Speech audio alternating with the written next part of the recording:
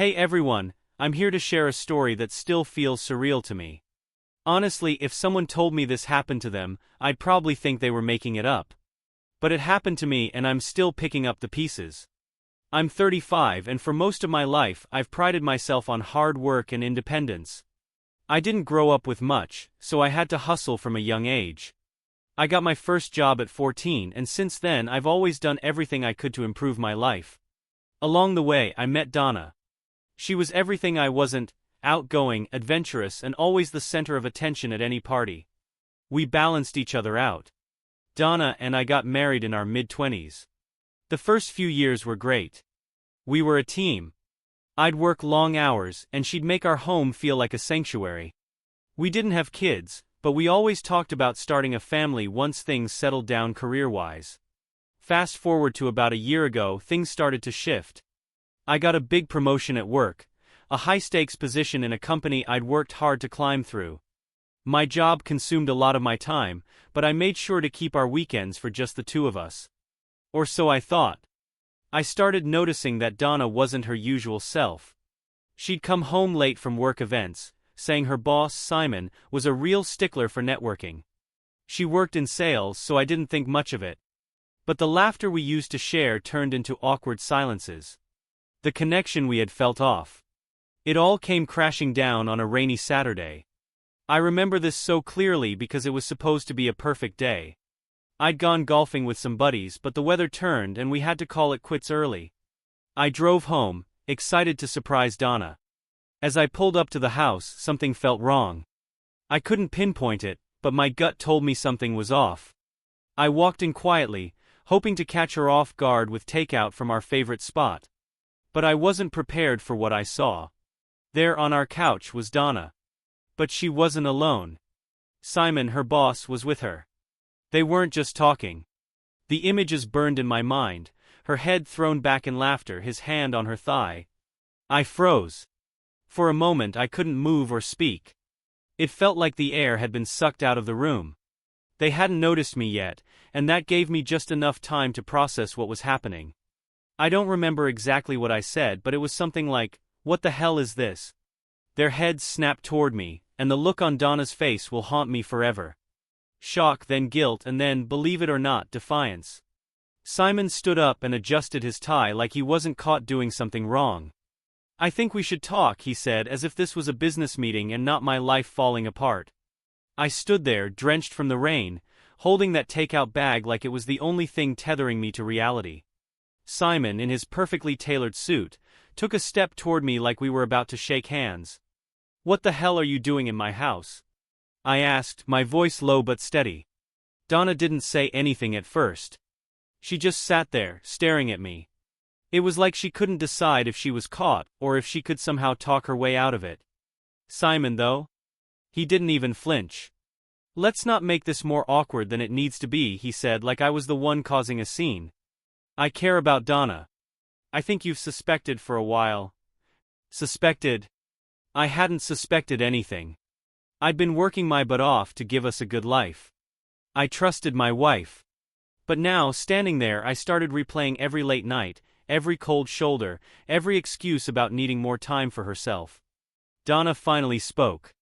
"This wasn't how I wanted you to find out."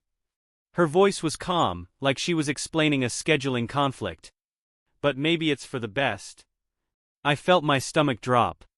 For the best? What was she talking about? Simon chimed in again. "Look, I'm not trying to break up your marriage." He put a hand on Donna's shoulder, and I saw her flinch slightly, like even she knew he was out of line. "I'm offering a solution. A way to keep everything civil."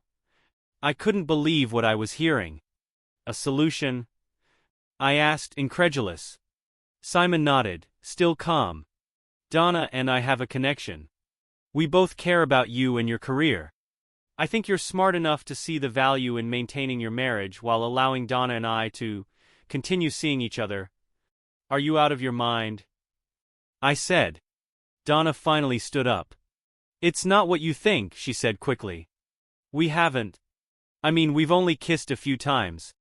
It wasn't supposed to go this far." Simon didn't even try to deny it. "That's why I'm here, to be upfront. No sneaking around. No lies. No lies. I repeated, my voice shaking. You're sitting on my couch with my wife and you're telling me this is honest? Simon didn't flinch. You've got a lot to lose if this gets messy. Your job. Your reputation. Donna's career. All I'm saying is, think about it. We can all walk away from this without anyone getting hurt. I couldn't hold it in anymore. I laughed. It wasn't a funny laugh. It was the kind of laugh you let out when you realize your life is a joke and you're the punchline. You think I'm going to let my wife cheat on me in front of my face and just go along with it? Donna looked at the floor. She wouldn't meet my eyes. Simon stayed calm, but I could see the tension in his jaw. He wasn't used to being told no. This isn't a negotiation, I said finally. Get out of my house. No. Simon glanced at Donna, like he was waiting for her to intervene. When she didn't, he shrugged and walked toward the door. Think about what I said, he called over his shoulder before leaving. As soon as the door shut, I turned to Donna. What the hell was that? She crossed her arms over her chest, defensive now. It's not as bad as you think. Not as bad. You've been sneaking around with your boss and he just suggested I let you do it. Her voice cracked. I didn't mean for this to happen. I was lonely. You were never home. He was there when I needed someone. I couldn't believe what I was hearing. I've been working myself to death to give us a good life and that's your excuse? She started crying, but it didn't move me. Not this time. I don't want to lose you, she said through tears. Then why are you doing this? She had no answer. I grabbed my phone and dialed. What are you doing? She asked. I'm calling Simon's wife. Donna's face went pale when she realized I was serious. Wait. Don't do that. She cried, rushing toward me. I stepped back, keeping the phone out of her reach. Why not? If Simon thinks this is so civil, I'm sure his wife will love to hear all about it. She grabbed my arm, her nails digging into my skin. Please let me explain first. You don't understand, this could ruin everything. That's the point, I said coldly. The phone rang twice before Irene, Simon's wife, answered. Hello. Her voice was soft, like someone who's always been polite out of habit.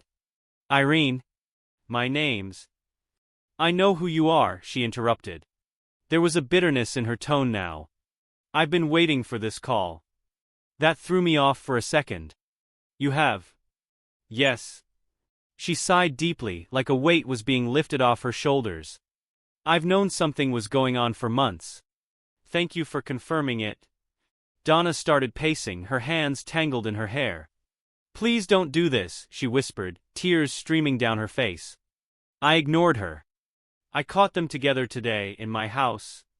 There was a pause on the other end of the line. Then Irene spoke, her voice steady. We need to meet. Can you come over? I think we both have a lot to discuss. Yeah. I'll be there. After I hung up, I turned back to Donna. Pack your things. Her jaw dropped. What? You heard me. Pack your stuff and get out. Go stay with a friend or, hell, maybe Simon will take you in. She started shaking her head frantically. No. We can fix this. We just need to talk. You can't just throw me out. Watch me. I walked upstairs, grabbed a duffel bag and threw it on the bed. Start packing. No. She stood frozen, like she couldn't believe this was happening. I made a mistake, she whispered. I never wanted it to go this far. You crossed a line, Donna. There's no coming back from this. I was lonely. She screamed suddenly. You don't get it. You were never here. I was just someone waiting for you to come home, when you actually did. I spun around, my anger boiling over. I was working for us. For our future. And instead of talking to me, you turned to him. Her face crumpled. I didn't mean for it to happen. He made me feel seen. I shook my head, disgusted. Save your excuses. I'm done. She sank to the floor, sobbing, but I didn't care. I grabbed my keys and left. I drove to Irene's house in a daze. My hands were gripping the steering wheel so tight my knuckles turned white. Everything was swirling in my head. Donna's excuses, Simon's smugness, the way they acted like I was some obstacle they needed to manage instead of a husband who deserved respect. By the time I pulled into Irene's driveway, I was ready for answers. She opened the door before I could even knock. "Come in," she said, stepping aside. Irene looked exhausted. Her makeup was minimal, her hair pulled back in a messy bun. She wasn't dressed to impress. She was dressed for war. We sat in her living room, and she wasted no time. "How did you find out?" "I came home early and caught them on my couch," I said, my voice flat. She winced. "I'm sorry. Did you know for sure or did you just suspect?" I asked. "I suspected for a while," she admitted. "Simon's always been charming. But recently he started coming home late, canceling plans, saying he had to stay at the office. He was more distracted, more distant." I nodded. I knew exactly what she meant. "I asked him point blank if there was someone else," Irene continued. "Of course he denied it. Said I was imagining things. But I knew. You don't live with someone for over 10 years without noticing when something's off." I leaned back, processing what she said. Why stay? Why not confront him sooner? She gave me a sad smile. "Because I hoped I was wrong. Because I didn't want to blow up my life over a suspicion. But now I know." Irene took a deep breath, her expression hardening. "We need to be smart about this. Both of us." "What do you mean?" "Divorces get messy," she said. "Especially when there's money involved. I've been gathering evidence, and now that you've caught them in the act, we have what we need." It hit me then, she wasn't just some hurt wife. She was preparing for battle. "What kind of evidence?" I asked. "Bank statements, messages I've seen on his phone when he wasn't paying attention. I haven't confronted him yet. I wanted to make sure I had everything before I did." I shook my head. "Donna and I don't have kids or anything. I just want her out of my life. I'm not interested in dragging this out." Irene raised an eyebrow. "You think it's that simple?" I didn't answer. She leaned forward, her voice low and serious. "You think Simon's going to let you walk away quietly after what you saw today? He's a manipulator. He'll spin this story to make himself look like the victim. He'll come for your reputation. Your career." I hadn't thought of that. I thought kicking Donna out would be the end of it. "Are you saying he's going to try to ruin me?" "I'm saying he'll do whatever it takes to protect himself," Irene said. "And if that means dragging you down, he won't hesitate." I sat there in silence, trying to process it all. "What do you want to do?" I asked finally. Irene's eyes burned with determination. "I want to make sure neither of them ever pulls something like this again." I leaned forward, elbows on my knees, trying to wrap my head around everything Irene had just said. The idea that Simon would come after me hadn't even crossed my mind. I thought it was over once I kicked him out of my house. But the way Irene was talking, it was clear Simon wasn't the kind of man who walked away quietly. "What do you mean by making sure they never do this again?" I asked cautiously. Irene's lips pressed into a thin line. "People like Simon always think they're untouchable. He's used to getting his way at work, in his marriage, everywhere. But what he's never had is someone willing to fight back. That's where we come in." Her words hung heavy in the air. She wasn't just angry, she was determined. I cleared my throat. "Look, I don't know if I'm ready to go to war over this. I want my life back." "You think ignoring this will give you your life back?" Irene's tone was sharp. "If you don't do something, he'll spin this around. He'll make it look like you were the one who couldn't keep your wife happy. He'll make you out to be the bad guy." I sat back, rubbing my hands over my face. "What do you suggest then? What's the plan?" Irene leaned in, her voice lowering. "First, we expose them, publicly. Make sure everyone knows exactly what kind of man Simon is. That includes his colleagues, friends, and clients." I wasn't so sure. "That sounds messy. I'm not trying to ruin anyone's life. Do you think he's worrying about ruining yours?" Irene shot back. "You need to stop thinking like the good guy. Simon doesn't play fair. As much as I hated to admit it, she was right. Simon didn't care about who got hurt as long as he got what he wanted. There was a pause, and then Irene added, "Besides, there's something else you should know." My stomach dropped. "What?" She hesitated, then reached for her phone. "I wasn't going to bring this up yet, but you deserve to know the whole truth." She opened her phone and pulled up a video. "Simon's been reckless for a while now. He's not just having an affair with your wife. There's more." I stared at the screen as the video played. It was security footage from what looked like an office parking lot. In the grainy footage I saw Simon, laughing, arms around another woman. "Not Donna." Irene spoke quietly. "That's his secretary. And this isn't the first time he's done this." I felt my blood boil. Simon wasn't just a man having an affair. He was a predator. "Why didn't you show this to me sooner?" I asked. "I wanted to be sure you were on board," Irene said. "I've been dealing with his lies for years. But this isn't just about us. He's been using his power to manipulate women for a long time. It's time someone stopped him." I sat in silence, the weight of it all crashing down on me. "What do you want to do?"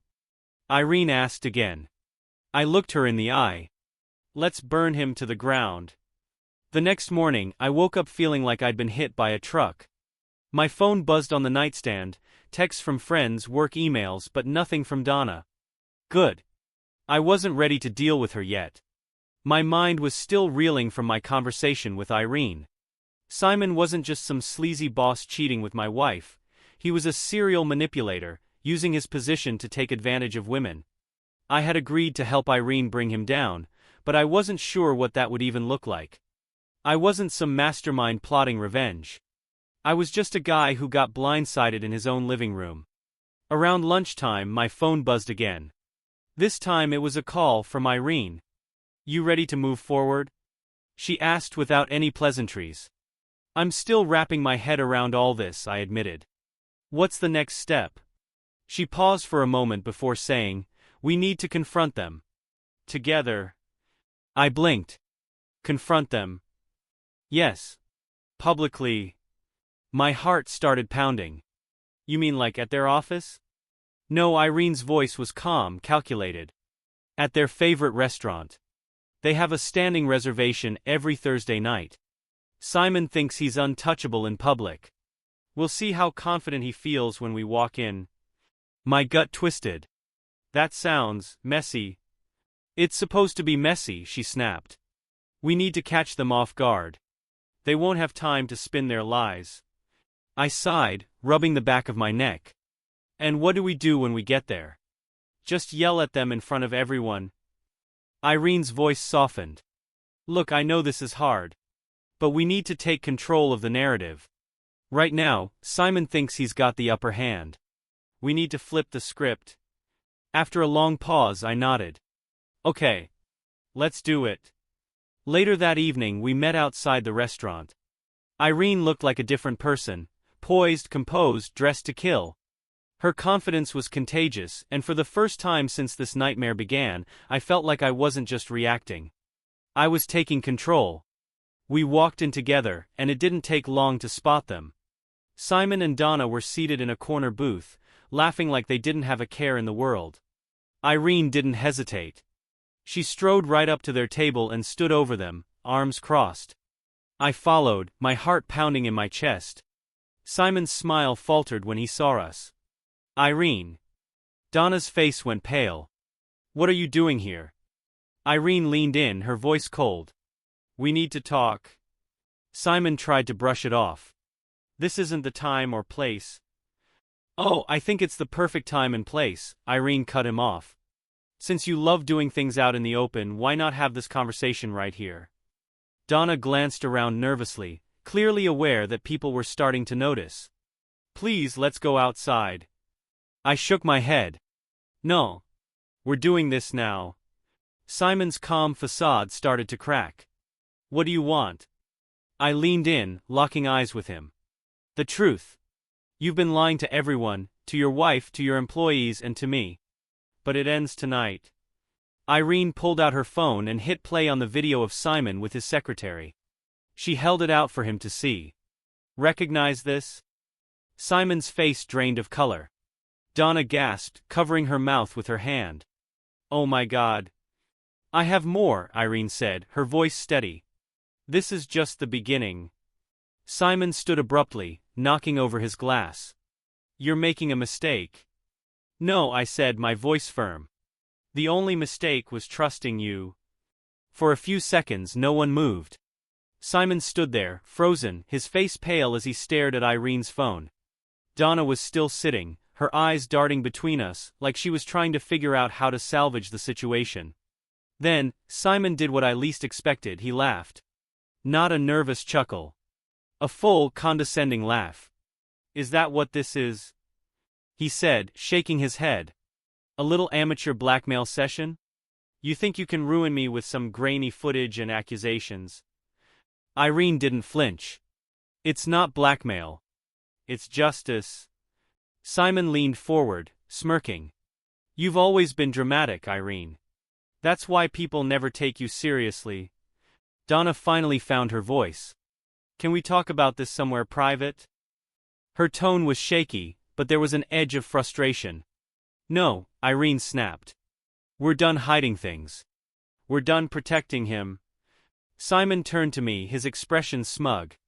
And you, what do you think you're going to get out of this? Your wife's already chosen me. Those words hit like a punch to the gut. I glanced at Donna. She avoided my gaze, staring at the table instead. You're wrong, I said, keeping my voice steady. She didn't choose you.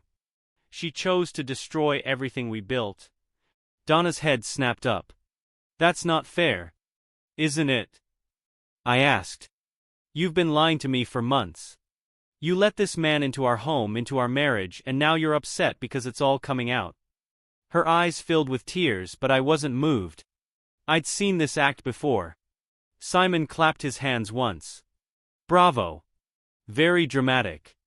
But let me tell you how this really ends. You'll walk out of here, go home, and realize this was a mistake. You won't do anything because you have too much to lose. Irene didn't blink. We're not walking away. Oh, but you will. Simon leaned closer to her, lowering his voice. You always do. Irene's hand shook slightly as she set her phone on the table. Not this time. Donna reached out, grabbing my arm. Please, can we just leave? We can fix this. I shook her off. Fix what? There's nothing left to fix. Simon crossed his arms, clearly done with the conversation. You're wasting your time. No one's going to believe you. I'm untouchable. That's when Irene smiled for the first time all night. You sure about that? She glanced around the restaurant and I realized something. People were watching. Phones were out. Some diners were filming. Simon noticed too. His smug expression flickered, replaced by something closer to panic. This isn't over, he said through clenched teeth. For you it is, Irene said calmly.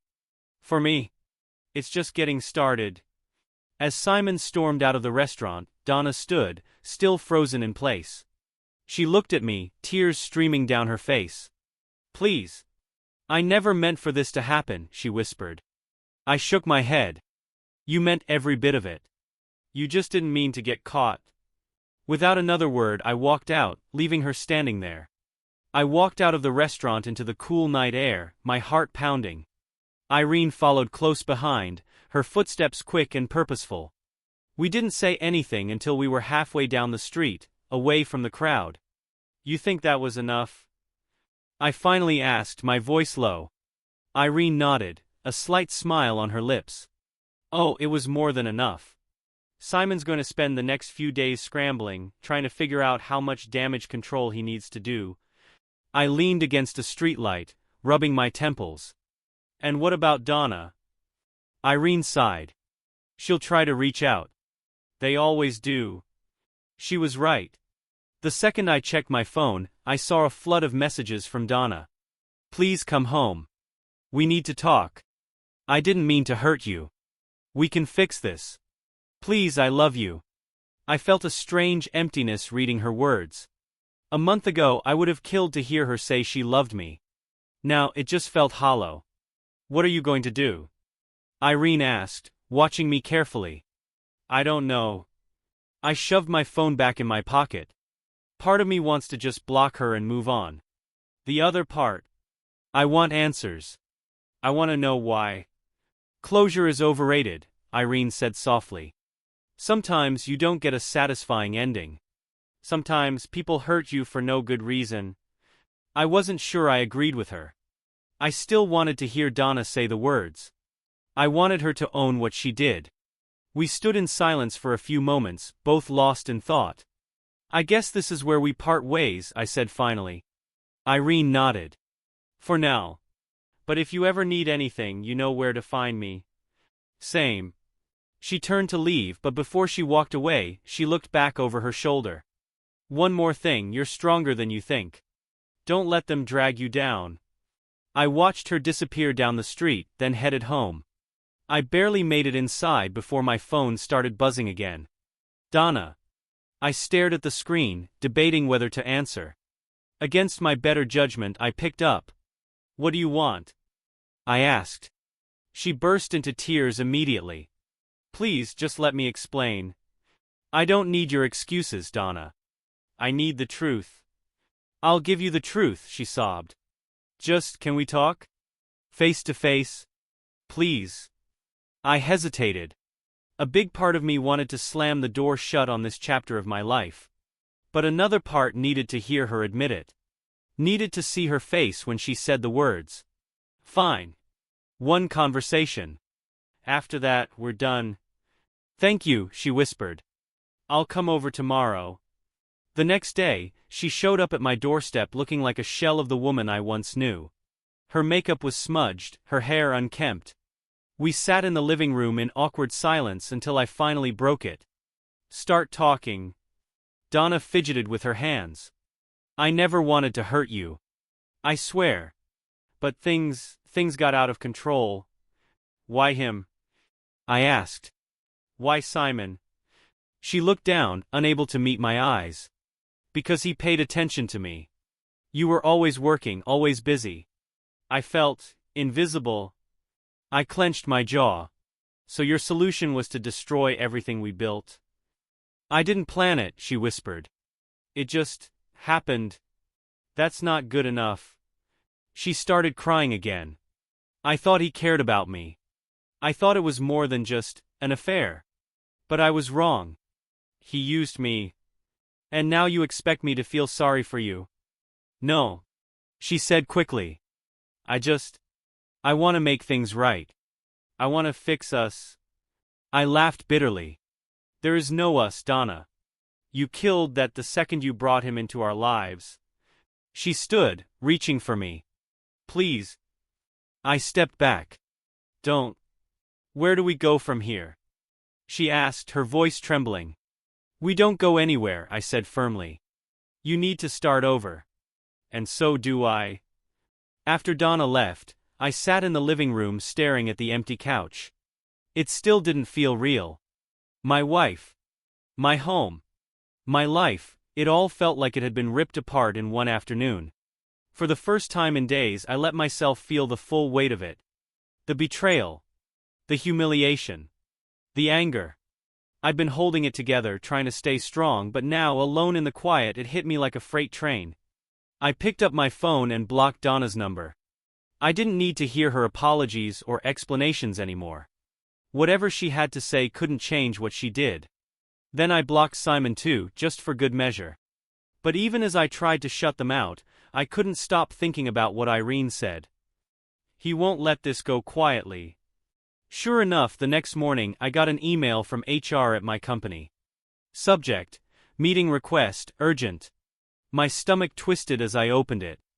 We've received some concerns regarding your conduct and would like to schedule a meeting to discuss. Please confirm your availability. I sat back, heart pounding. What the hell? Before I could even process it, my phone buzzed. It was a coworker, Mark. Hey man. You okay? What do you mean? Mark sighed. People are talking. Simon's been saying you've been causing problems at work. There's a rumor going around that you had some kind of outburst. An outburst? I couldn't believe what I was hearing. I haven't even been to the office in days. I know, Mark said. But Simon's spinning it. People are saying you've been acting erratic and threatening him. I clenched my jaw. Of course he's trying to flip the script. Thanks for the heads up, I said, hanging up. I sat there for a long time thinking. Irene had warned me this would happen, but I didn't realize how quickly Simon would strike. I called her. I knew you'd call, she said. Let me guess, he's already making moves? Yeah. HR just reached out. I heard her sigh on the other end. He's trying to get ahead of the story. Typical Simon. What do we do? I asked. We fight back. Her confidence steadied me. How? First, you need to lawyer up. Do you have someone you trust? I shook my head. No, but I'll find someone. Good. Second, we need to gather everything we have on Simon. You said you blocked Donna, right? Yeah. Unblock her, Irene said firmly. What? Why? Because she's still useful. Simon thinks he has her wrapped around his finger, but if we play this right, we can turn her against him. I didn't like the idea of talking to Donna again, but I saw her point. You really think she'll help? I asked. Irene chuckled. Oh, she'll help. The minute she realizes Simon's throwing her under the bus, she'll come running to you. Later that night, I unblocked Donna's number. Almost immediately she sent a text. Donna, thank you for unblocking me. Please, can we talk? I stared at the screen, debating whether to respond. Irene's words echoed in my head, she'll come running to you. I took a deep breath and typed back. Me, what do you want to say? Her reply came quickly. Donna, I made a mistake. I was confused and Simon took advantage of that. I see that now. Please, I need your help.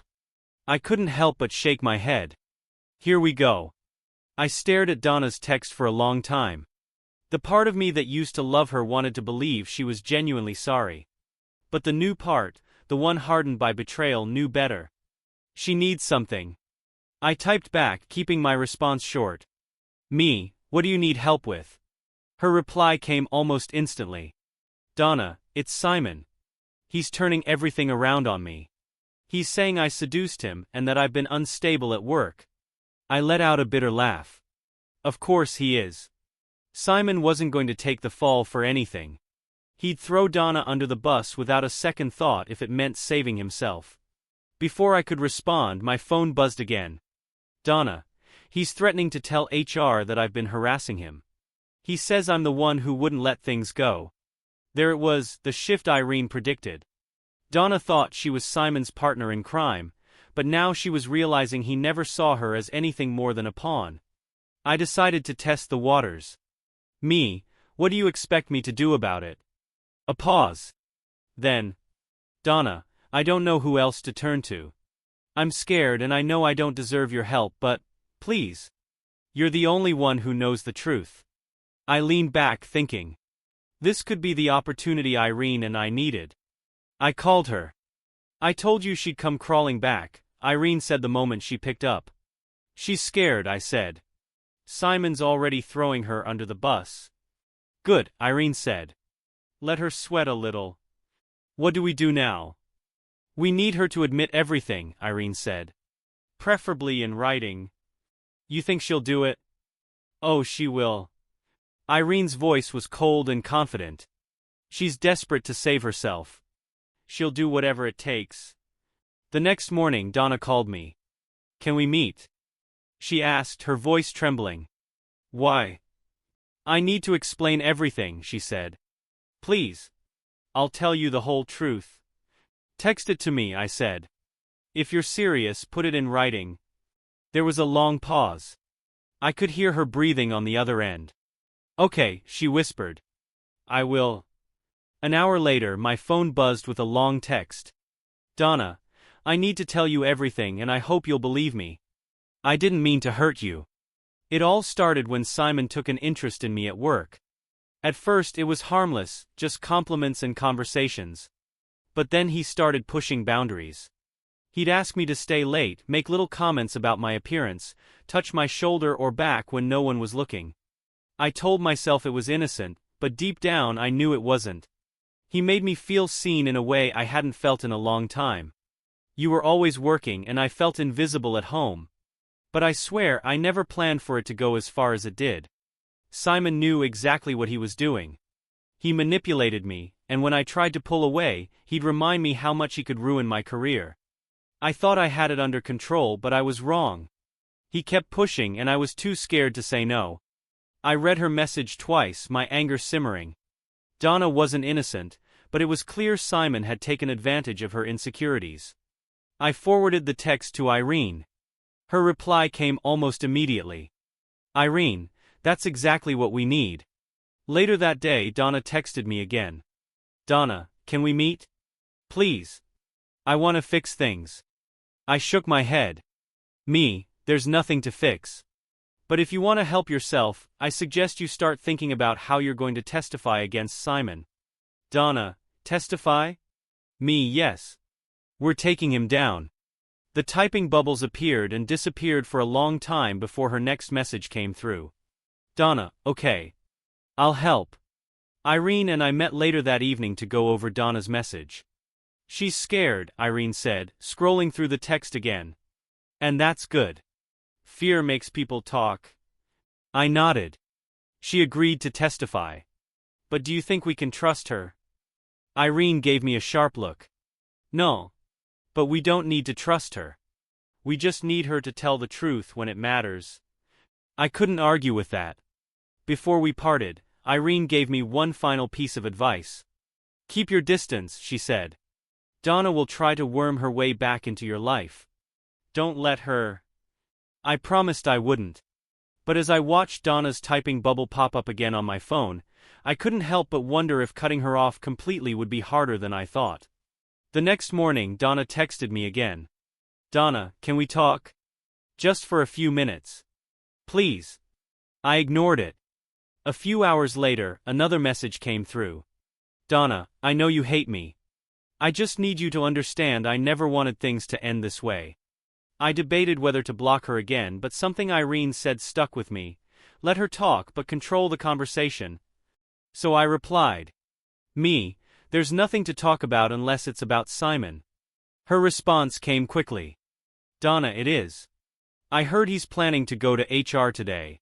He's going to say you've been harassing both of us. I felt a chill run down my spine. Do you have proof? Donna, I can try to get it. He's been keeping notes on his phone. I've seen them. That caught my attention. If you get those notes, send them to me.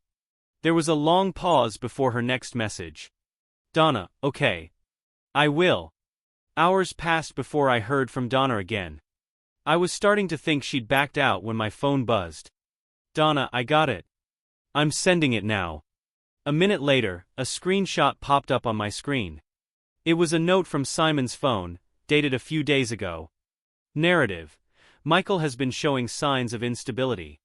Possible harassment claim if necessary. Position him as the aggressor.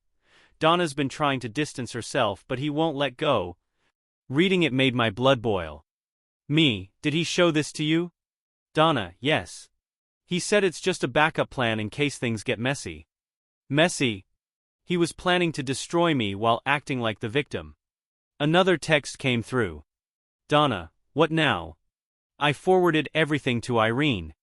A few minutes later she called. We've got him. I met Irene at a cafe later that afternoon. She already had her laptop open, scanning through the screenshots Donna sent. This is exactly what we needed, she said, a satisfied smile on her face. He basically wrote his own downfall, I said, shaking my head. What now? We send this to HR and a few key people in his professional network, Irene said. But we don't stop there. I leaned in, curious. What else? We make sure his wife's lawyer gets it too, Irene added. This note proves intent. It shows Simon was plotting to ruin both you and Donna if things didn't go his way. Hearing it laid out like that made it feel real. Simon's web of lies was about to unravel. What about Donna? I asked. Irene's expression hardened. She's still part of this mess. Don't let her off the hook just because she's helping now. I won't, I promised. As we finalized our plan, my phone buzzed again. Another message from Donna. Donna, I did what you asked. Can we please talk now? Just us. I stared at the screen, torn. Irene noticed. Don't, she warned. She's trying to pull you back in. But I knew it wasn't that simple. Donna wasn't done yet. And neither was I. The next morning, everything started moving fast.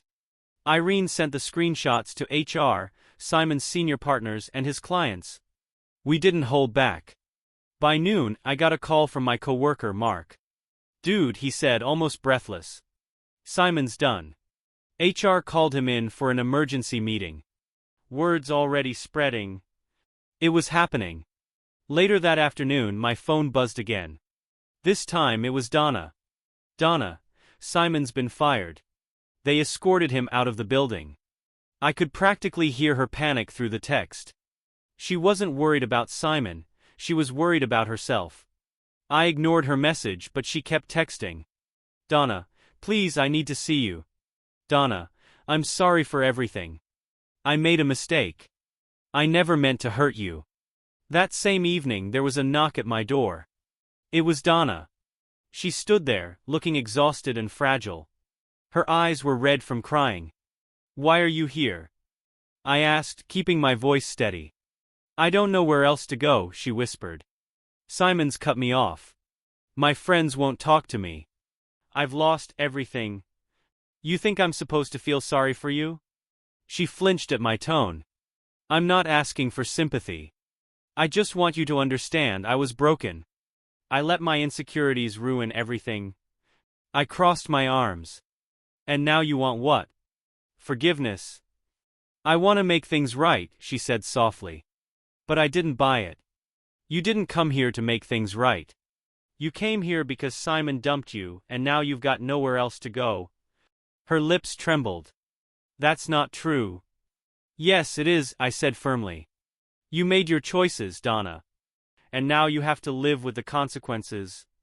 Tears streamed down her face, but I didn't feel sorry for her anymore. This was her mess. I hope you figure things out, I said, stepping back to close the door. Wait, she pleaded. Please, The door clicked shut. As I stood there leaning against the door, I felt something shift inside me. For the first time in weeks, I felt free. Simon was out of my life. Donna was out of my life. I wasn't angry anymore. I wasn't bitter. I was ready to move on.